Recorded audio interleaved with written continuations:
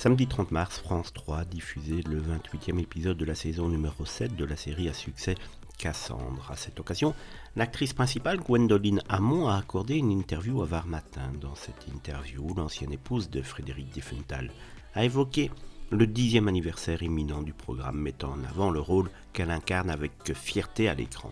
Cependant, elle a partagé également un aspect plus personnel de son évolution, soulignant sa capacité croissante à se détacher des choses moins importantes. Gwendoline Hamon a partagé son intérêt actuel pour la philosophie, expliquant comment la lecture de livres philosophiques la nourrit et l'amène à se remettre perpétuellement en question.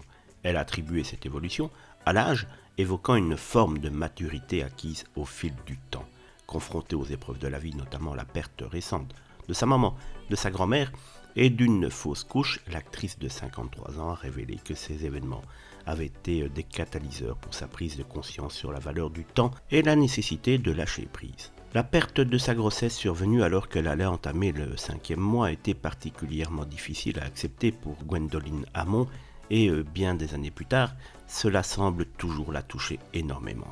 Cette expérience l'a amenée à réaliser sa propre mortalité et à adopter une perspective plus détachée vis-à-vis des interrogations incessantes qui la tourmentaient auparavant. Je vois le temps qui passe, les proches qui s'en vont, les maladies, et on est privilégié, a estimé donc Gwendoline Hamon dans cette interview. En fait, j'ai pris conscience que j'étais la prochaine sur la liste. Avant, quand je ne tournais pas, je me posais 1000 questions. Aujourd'hui, j'ai le sentiment que je peux me retourner, car j'ai plus d'expérience. On le voit, la sagesse est arrivée sur Gwendoline Hamon, comme sur beaucoup de personnes avec l'âge qui avance. Et c'est vrai qu'à 53 ans, on devient un petit peu plus mature et un petit peu plus raisonné et surtout un petit peu plus réaliste face au temps qui passe.